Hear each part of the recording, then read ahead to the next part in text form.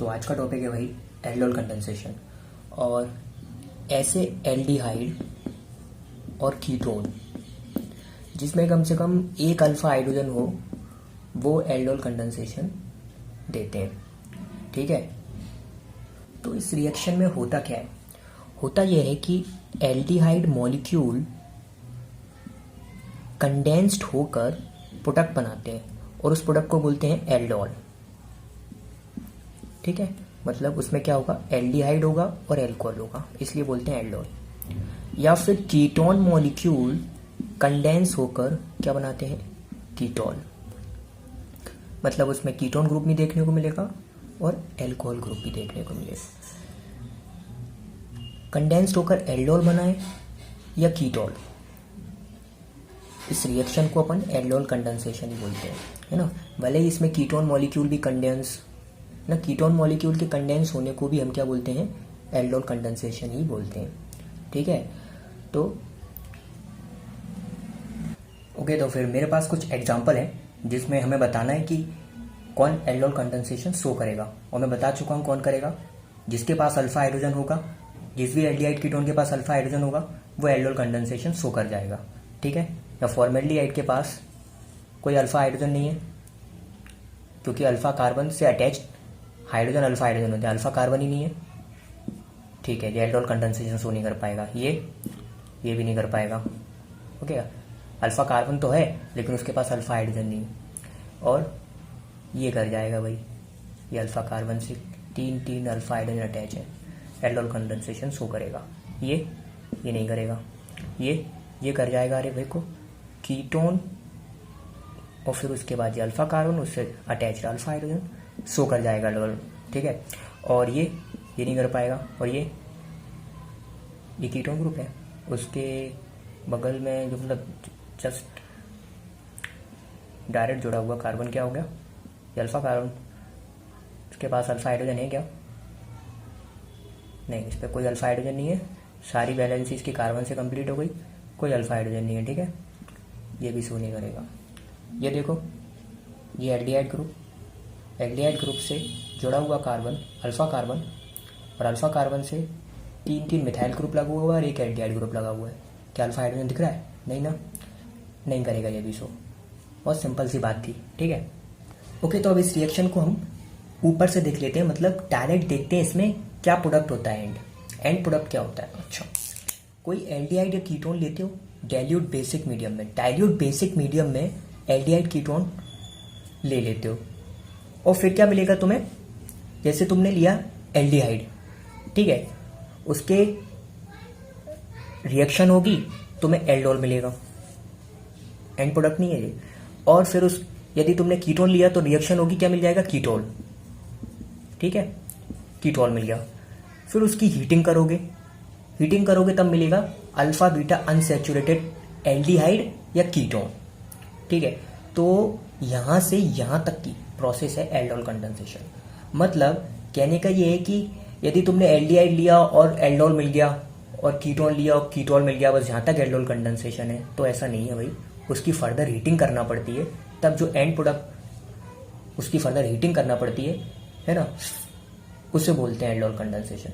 पूरी रिएक्शन को, है ना, इसमें 2 स्टेप होते हैं, पहले एल्डोल या कीटोल बनता है, फिर उसकी फर्दर हीटिंग होती है, तो अल्फा बीटा अनसैचुरेटेड एल्डिहाइड और कीटोन मिलता है हमको।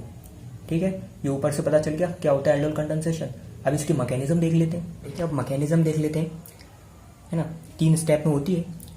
पहले स्टेप में तुम्हें पता है कि एल्डिहाइड और कीटोन क्या देते हैं भाई, क्या देते हैं, न्यूक्लियोफिलिक एडिशन रिएक्शन, है ना। तो तुम सोचोगे मैकेनिज्म क्या होगी, न्यूक्लियोफिलिक एडिशन रिएक्शन, है ना, SNAE। नहीं, होता ये है कि तुम डाइल्यूट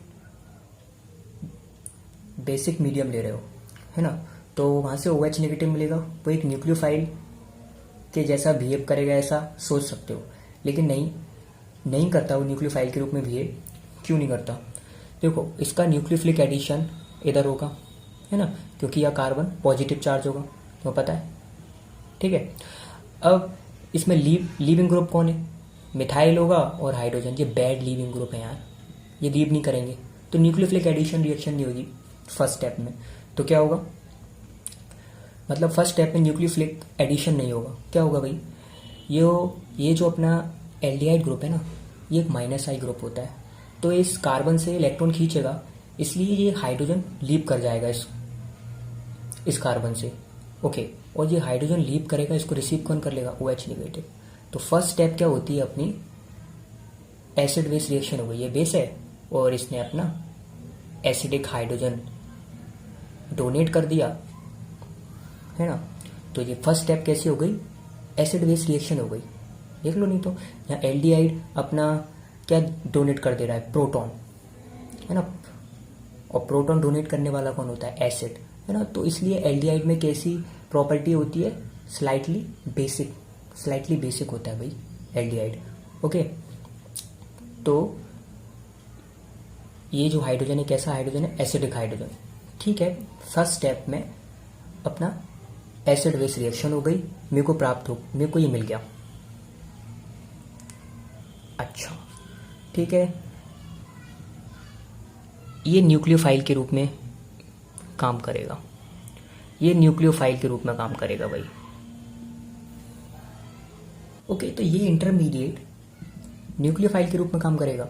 हाँ, और ये इंटरमीडिएट स्टेबल है, देखो, है ना, यहाँ रेजोनेंस हो रहा है। इस प्रोसेस को क्या बोलते हैं हम, इनोलेशन बोलते हैं। हाँ, इस प्रोसेस को क्या बोलते हैं, इनोलेशन। ठीक है, क्या है इसमें, सेकंड स्टेप में ये होगा कि जो इंटरमीडिएट है, ये न्यूक्लियोफाइल के जैसा कार्य कर रहा था, तो ये इंटरमीडिएट न्यूक्लियोफिलिक एडिशन दिखाएगा, और न्यूक्लियोफिलिक एडिशन दिखाएगा, ये मिल गया, समझ रहे बात को, ये मिल गया। अब तुम ये देखो कि ये प्रोसेस, ये जो स्टेप है, ये फास्ट होगा या स्लो होगा, सीधा बता सकते हो भाई। जो न्यूक्लियोफाइल एडिशन हो रहा है ना, न्यूक्लियोफिलिक एडिशन, इसमें ये न्यूक्लियोफाइल बड़ा है, और बड़ा न्यूक्लियोफाइल यहाँ ऐड करने में प्रॉब्लम करेगा, जैसे क्या बोलते हैं, स्टेरिक हिंड्रेंस। तो ड्यू टू स्टेरिक हिंड्रेंस ये प्रोसेस कैसा हो जाएगा अपना, ये स्टेप अपना कैसा हो जाएगा, स्लो। और स्लो स्टेप कैसा होता है, रेट डिटर्मिनेटिंग स्टेप होता है। ठीक है भाई। अब थर्ड स्टेप में क्या है कि तुमने डाइल्यूट बेसिक मीडियम लिया हुआ है, तो इसका मतलब हाँ भाई H2O भरपूर है। तो थर्ड स्टेप में जो H2O है वो प्रोटॉन डोनेट कर देगा और इस इंटरमीडिएट पे आके जुड़ जाएगा, और ये मिल जाएगा तुम्हें क्या, ये मिल गया तुम्हें एल्डोल। तो ये सिंपल सी मैकेनिज्म थी। फर्स्ट स्टेप में क्या हुआ था, फर्स्ट स्टेप में हाइड्रोक्सिल आयन ने एल्डिहाइड से या फिर कीटोन से एसिडिक हाइड्रोजन ले लिया, और एसिडिक हाइड्रोजन होगा तब तो लेगा ना। तो यही वाला रीजन है कि एसिडिक हाइड्रोजन होना चाहिए।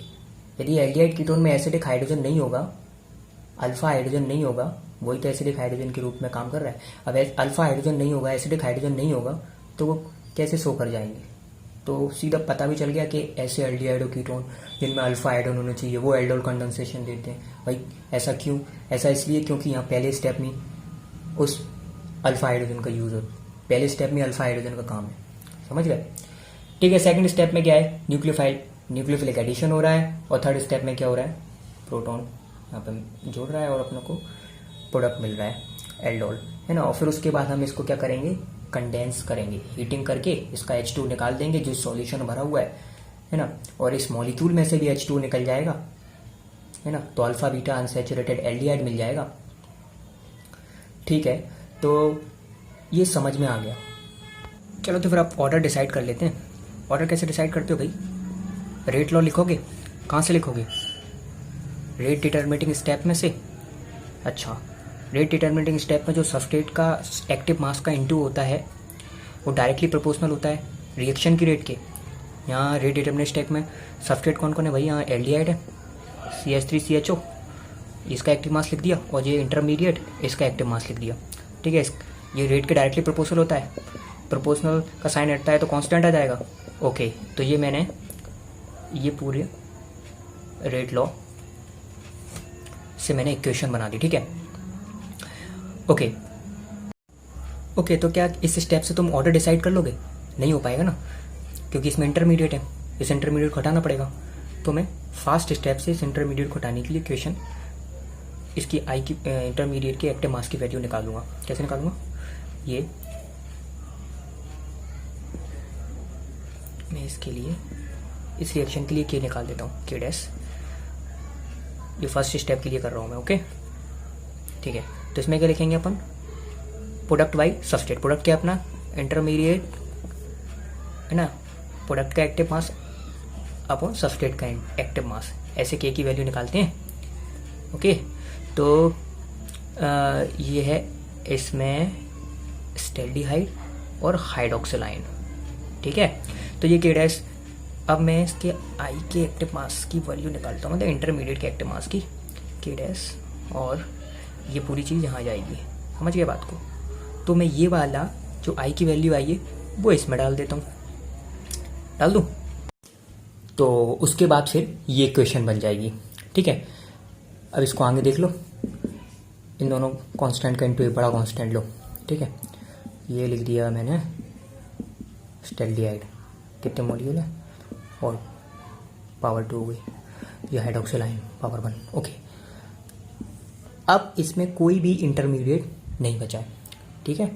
तो इस इक्वेशन से ऑर्डर डिसाइड कर लूँ मैं, कितनी ऑर्डर आ रहा है भाई? 2 + 1 3 ऑर्डर हो गया। और यही बता सकते हो कि इसमें एल्डिहाइड मॉलिक्यूल के रिस्पेक्ट में ऑर्डर 2 होता है और हाइड्रोक्सिल आयन के रिस्पेक्ट में ऑर्डर 1 होता है। अब मैं तुम्हें एक बात और बताता हूँ, जरा इसमें देखो। फर्स्ट स्टेप में हाइड्रोक्सिल आयन ने प्रोटॉन लिया, ठीक है, और लास्ट स्टेप में मेरे को वापस हाइड्रोक्सिल आयन मिल गया। तो इसने रिएक्शन को क्या किया? कैटलाइज किया ना, ये कैटालिस्ट होता है। तो एल्डोल कंडेंसेशन में कैटालिस्ट कौन होता है? जो तुम बेस लेते हो ना, वो कैटालिस्ट होता है। मतलब कौन कैटालिस्ट होता है? हाइड्रोक्सिल आयन कैटालिस्ट होता है। और कैटालिस्ट की तुम्हें प्रॉपर्टी पता ही है क्या होती है? कैटालिस्ट अपना रिएक्शन में यूज तो होता है लेकिन कंज्यूम नहीं होता है। देख लो क्या कंज्यूम हुआ, हाइड्रोक्सिल आयन वापस हमको मिल गया, ये मिल गया हाइड्रोक्सिल आयन वापस, ठीक है। तो कहने जा रहा हूँ रिएक्शन की, सॉरी एल्डोल कंडेंसेशन की ऑर्डर कितनी होती है? 3 होती है। और इसमें कैटालिस्ट कौन होता है? हाइड्रोक्सिल आयन होता है, ठीक है। और एक बार और बता देता हूँ, फर्स्ट स्टेप में क्या होता है? हाइड्रोक्सिल आयन अपना प्रोटॉन रिसीव कर लेता है एल्डिहाइड से, ठीक है। सेकंड स्टेप में न्यूक्लियोफाइल ऐड करता है दूसरे एल्डिहाइड मॉलिक्यूल से, यदि तुमने एल्डिहाइड सबस्ट्रेट लिया हुआ है तो, ठीक है। और थर्ड स्टेप में जो इंटरमीडिएट है वो वाटर से प्रोटॉन मॉलिक्यूल लेता है और प्रोडक्ट मिल जाता है। यदि तुमने एल्डिहाइड लिया था तो एल्डोल मिल जाएगा, कीटोन लिया था तो कीटोन मिल जाएगा, और फिर उसको हम हीट करेंगे तो वाटर मॉलिक्यूल निकल जाएगा, उसमें से हमको मिलेगा alpha beta unsaturated aldol, alpha beta unsaturated aldehyde और कीटोन, ओके। अच्छा, मैं तुम्हें एक इम्पॉर्टेंट बात और बता देता हूँ। एक इम्पॉर्टेंट बात और ये है कि तुमने डाइल्यूट सोडियम हाइड्रोक्साइड लिया था, यदि तुम इसका कंसंट्रेशन ज़्यादा कर दोगे तो क्या होगा? होगा ये कि OH नेगेटिव का कंसंट्रेशन ज़्यादा हो जाएगा।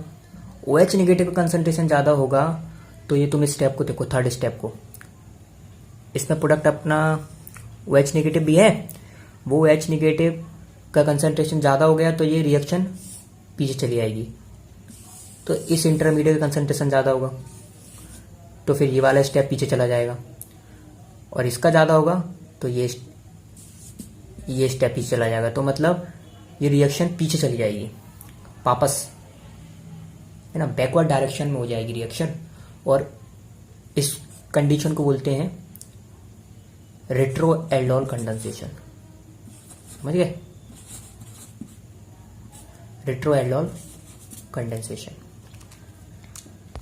तो अब मैं तुम्हें प्रोडक्ट बनाने की ट्रिक बता देता हूँ कि डायरेक्ट तुम प्रोडक्ट कैसे बनाओगे।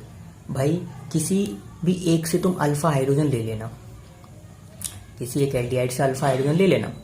मैंने इससे ले लिया तो ये मिल जाएगा, मेरे को मिलेगा।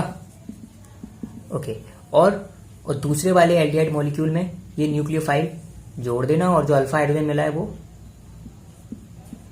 इस ऑक्सीजन से जोड़ देना। मतलब समझ गए बात को। कार्बोनाइल ग्रुप पर, कार्बोनाइल ग्रुप के कार्बन पर न्यूक्लियोफाइल जोड़ देना, और उसका जो O है उस पर अपना हाइड्रोजन जोड़ देना, तो डायरेक्ट प्रोडक्ट मिल जाएगा। तुम्हें सोचने की जरूरत ही नहीं है। ये ऊपर मैंने हाइड्रोजन जोड़ दिया और ये न्यूक्लियोफाइल मैंने इस कार्बन से जोड़ दिया था ना। हाँ, ये मिल गया मेरे को प्रोडक्ट। ठीक है, अब वो हीटिंग करने की क्या, तो हीट करना, वरना यहीं तक छोड़ देना। एक एग्जांपल और दे देता हूँ मैं, एक एग्जांपल और दे देता हूँ, क्लियर हो जाएगा। ठीक है, इसमें एल्डोल कंडेंसेशन कराना है, क्योंकि यहाँ लिखा हुआ है डाइल्यूट सोडियम हाइड्रोक्साइड और ये कीटोन है। करा दें क्या? इसके पास अल्फा हाइड्रोजन है? हाँ है, इसके पास अल्फा हाइड्रोजन। ठीक है, तो एक मॉलिक्यूल इसका अल्फा हाइड्रोजन को डोनेट करेगा और एक लेगा। ठीक है, ये अल्फा हाइड्रोजन डोनेट करने वाला हो जाएगा, ये न्यूक्लियोफाइल के जैसा कार्य करेगा, यहाँ आके जुड़ेगा, क्योंकि तुम्हें पता है क्योंकि एक मॉलिक्यूल में ऐसा हुआ था। ठीक है, ये पॉजिटिव है, ये यहाँ जुड़ जाएगा, और जो इससे अल्फा हाइड्रोजन निकला था वो यहाँ जुड़ जाएगा, तो प्रोडक्ट तुम्हें ये मिलेगा। देखो,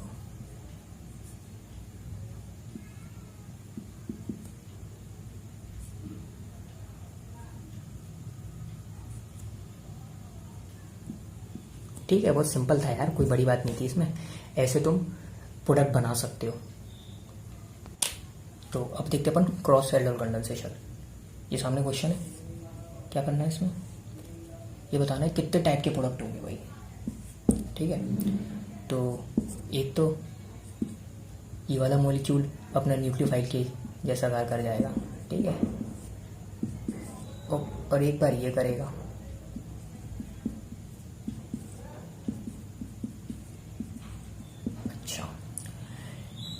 एक बार ये न्यूक्लियोफाइल के जैसा काम करेगा, और एक बार न्यूक्लियोफाइल इसमें आके जुड़ेगा। एक बार ये न्यूक्लियोफाइल जैसे काम करेगा, एक बार इसमें न्यूक्लियोफाइल आके जुड़ेगा। ठीक है, तो होगा ये एल्डिहाइड मॉलिक्यूल कंडेंसेशन करेंगे तो एक प्रोडक्ट मिलेगा, कीटोन मॉलिक्यूल कंडेंसेशन करेंगे तो एक प्रोडक्ट मिलेगा, और ये कीटोन है, ये न्यूक्लियोफाइल ये अपना अल्फा हाइड्रोजन डोनेशन का काम करेगा, और इससे बना जो न्यूक्लियोफाइल होगा वो इससे रिएक्ट करके एक प्रोडक्ट बनाएगा। ऐसे जब एक बार ये अल्फा हाइड्रोजन डोनेशन का काम करेगा तो इससे बना न्यूक्लियोफाइल इससे रिएक्ट करके एक प्रोडक्ट बना देगा। तो टोटल कितने हुए? 4। एक एल्डिहाइड मॉलिक्यूल से, एक कीटोन मॉलिक्यूल से, और एक बार इसने अल्फा हाइड्रोजन डोनेशन का काम किया। लेकिन तुम इसमें एक बात और देखो कि जो एल्डिहाइड के कंडेंसेशन से प्रोडक्ट बना था वो अपना कैसा है, कायरल। तो इसका एक डी और एल 2 फॉर्म होंगे इसके। तो ठीक है, तो एक प्रोडक्ट डी होगा, एक एल होगा, तो एक और आके जुड़ गया इसमें, टोटल कितने हो गए? 5। ठीक है, और एक जो अपना कीटोन था और एस्टेल्डिहाइड मॉलिक्यूल के कंडेंसेशन जो प्रोडक्ट बना था उसमें भी कायरल एटम है, तो इसका भी एक डी और एक एल फॉर्म होगा। ठीक है, तो डी फॉर्म तो हमने पहले ही काउंट कर लिया था, एल फॉर्म भी काउंट कर लेते हैं, तो टोटल कितने हो जाएंगे? 6। ठीक है, ये क्वेश्चन इसलिए बताया कि ये देख लेना चाहिए कि अपना कोई कायरल एटम तो नहीं है, तो एक एक्स्ट्रा प्रोडक्ट और जुड़ जाता है ना। तो टोटल इस क्वेश्चन में कितने प्रोडक्ट बनेंगे अपने क्रॉस एल्डोल कंडेंसेशन से? 6। तो अब देखते हैं अपन क्या इंट्रामोलिकुलर एल्डोल कंडेंसेशन। और इसमें दो बात याद रखना है, प्रोडक्ट बन जाएगा तुम्हारा। ठीक है, पहली बात ये है कि मेन प्रोडक्ट रिंग के साइज से डिसाइड होगा। यदि 6 मेंबर रिंग बन रही होगी तो उस वाले प्रोडक्ट को प्रायोरिटी दी जाएगी, और वही वाला प्रोडक्ट उस रिएक्शन का इंट्रामोलिकुलर एल्डोल कंडेंसेशन का मेन प्रोडक्ट होगा। और प्रायोरिटी तुम्हें पता है कैसा, 6 मेंबर रिंग ज़्यादा स्टेबल होती है, और उसके बाद 5, उसके बाद 7। ठीक है, तो बात समझ में आ जाएगी थोड़ी देर बाद। अब उस दूसरा पॉइंट देखते हैं, मेन प्रोडक्ट किससे डिसाइड होगा। यदि रिंग वाली बात फेल हो जाए तो फिर तुम डिसाइड करोगे क्या, रिएक्टिविटी से। और एल्डिहाइड की रिएक्टिविटी किससे ज़्यादा होती है, कीटोन से ज़्यादा होती है। किसके लिए, न्यूक्लियोफिलिक एडिशन के लिए। मतलब एल्डिहाइड ज़्यादा रिएक्टिव होता है न्यूक्लियोफिलिक एडिशन के लिए, समझ रहे हो। एल्डिहाइड न्यूक्लियोफिलिक एडिशन के लिए ज़्यादा रिएक्टिव है, तो जो उसका जो एल्डिहाइड वाला पार्ट होगा उधर न्यूक्लियोफिलिक एडिशन होगा, और जो कीटोन वाला पार्ट होगा वो क्या करेगा, अल्फा हाइड्रोजन डोनेट कर देगा। तो इस तरह से प्रोडक्ट डिसाइड हो जाएगा कि कौन सा बनेगा, समझ रहे हो। ठीक है, एग्जाम्पल ले लेता हूँ, सब क्लियर हो जाएगा। ये एग्जाम्पल सामने देखते हैं क्या प्रोडक्ट होगा इंट्रामोलिकुलर एल्डोल कंडेंसेशन का। तुम बताओ, क्या ये अल्फा कार्बन है, हाँ, और ये भी अल्फा कार्बन है, ये भी अल्फा कार्बन है, 3 अल्फा कार्बन है।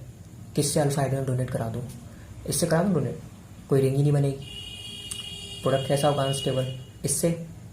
इससे बनेगी 1 2 3 मेंबर रिंग स्टेबल होती है क्या, 3 मेंबर के 1 2 3 4 5 मेंबर रिंग स्टेबल होगी, 5 मेंबर रिंग स्टेबल होगी। तो इसलिए मैं क्या करूँगा, इससे अल्फा हाइड्रोजन डोनेट कराऊंगा। ठीक है, ओके, तो इससे अल्फा हाइड्रोजन डोनेट होगा, और वो अल्फा हाइड्रोजन डोनेट होकर कहाँ चला जाएगा, इस ऑक्सीजन पे। और ये क्या बन जाएगा, न्यूक्लियोफाइल, और ये न्यूक्लियोफाइल कहाँ अटैच हो जाएगा, इस कार्बन से। ठीक है, तो ये बन जाएगा तुम्हारा।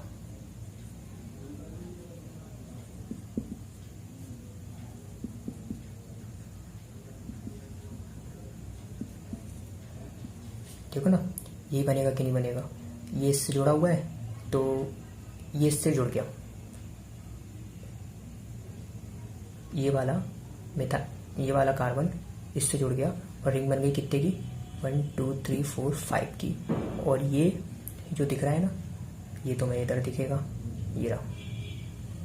और इसके बीच में ये तीनों कार्बन दिखेंगे तुम्हें। देखो, एक जो वाला कार्बन दिख गया, ये कार्बन, ये कार्बन क्या, ये कार्बन दिख गया, और फिर ये, समझिए बात को, नंबरिंग कर लो और क्लियर हो जाएगा। ये फर्स्ट है, सेकंड है, थर्ड, फोर्थ, फिफ्थ। तो फर्स्ट वाले से तो मालूम मिथाइल ग्रुप जुड़ा हुआ है, दिख रहा है। सेकंड वाला ये रहा, ये थर्ड रहा, फोर्थ पे कीटोन है, और फिफ्थ जो कि न्यूक्लियोफाइल जैसा काम कर रहा था। ठीक है, तो ये प्रोडक्ट मिलेगा। अब इसकी हीटिंग कर दो तो H2 निकल जाएगा यहाँ से। तो मेन प्रोडक्ट तुम्हारा, तो एंड प्रोडक्ट तुम्हारा ये हो जाएगा मेरे भाई। आगे बात समझ में, ये एंड प्रोडक्ट होगा, ये होगा तुम्हारा and product. Alpha beta unsaturated, ये अल्फा कार्बन है, ये बीटा कार्बन है, alpha beta unsaturated ketone. Okay, तो पहले वाले एग्जांपल से मैंने तुम्हें ये बता दिया कि मेन प्रोडक्ट रिंग के साइज से डिसाइड होता है। अब इस वाले एग्जांपल से मैं दूसरी लाइन बता दूंगा। जो बताया था मैंने कि एल्डिहाइड ज़्यादा रिएक्टिव होता है न्यूक्लियोफिलिक एडिशन के लिए, और कीटोन कम होता है, तो इसलिए कीटोन वाला पार्ट अपना अल्फा हाइड्रोजन डोनेट कर देगा। देखो इससे देखते हैं, इसमें एल्डिहाइड ग्रुप है, कीटोन ग्रुप भी है। अब इसमें से कौन अल्फा हाइड्रोजन डोनेट करेगा, चलो छोड़ो, कौन न्यूक्लियोफिलिक एडिशन शो करेगा, कौन शो करेगा, एल्डिहाइड, क्योंकि ज़्यादा रिएक्टिव होता है न्यूक्लियोफिलिक एडिशन के लिए। तो ठीक है, तो इसका अल्फा कार्बन से जो अल्फा हाइड्रोजन अटैच है वो तो डोनेट होने से रहा। कौन का डोनेट होगा, कीटोन वाले का। तो ये इसके पास दो अल्फा हाइड्रोजन है, कौन सा वाला डोनेट करा दूँ, 4 5 6 7। यदि मैं ये वाला डोनेट करा दूंगा तो 7 मेंबर रिंग बनेगी, और ये वाला डोनेट करा दूंगा तो 5 मेंबर रिंग बनेगी। मतलब कौन 5 मेंबर रिंग वाला स्टेबल होगा। तो ठीक है, ये वाला अल्फा हाइड्रोजन डोनेट कर जाएगा और डोनेट होकर इधर ऑक्सीजन से जुड़ जाएगा, और ये न्यूक्लियोफाइल बनेगा, वो इससे जुड़ जाएगा। समझिए बात को। तो प्रोडक्ट क्या बनेगा तुम्हारा, ये बनेगा।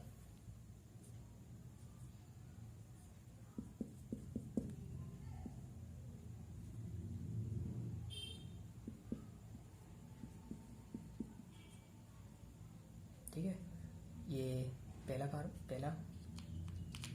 ये अपना पहला कार्बन था, उसके बाद ये दूसरा, ये तीसरा, ये चौथा रहा, और ये पांचवे से अपना ये सब कुछ अटैच था। ठीक है, प्रोडक्ट पता चल गया, कोई दिक्कत तो नहीं है।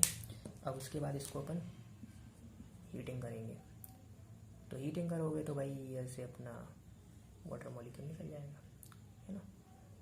ये अल्फा हाइड्रोजन देखिए, ये सिंपल था बिल्कुल, कुछ भी नहीं था इसमें।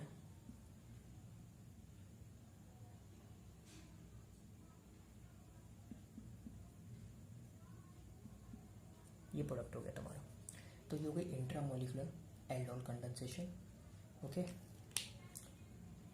तो एक क्वेश्चन और आता है कि एक ही टाइप का प्रोडक्ट चाहिए मेरे को, ठीक है, और दो अलग अलग टाइप के मैंने क्या ले लिए, सब्सट्रेट ले लिए। जैसे मैंने ले लिया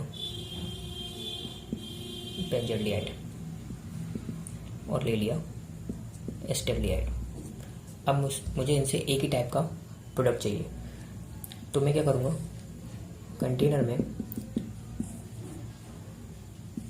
डाइल्यूट बेसिक मीडियम पहले से ही लूँगा, और उसके अंदर डाइल्यूट बेसिक मीडियम में मैं बेंजोल्डिहाइड पहले से ही डाल के रखूँगा,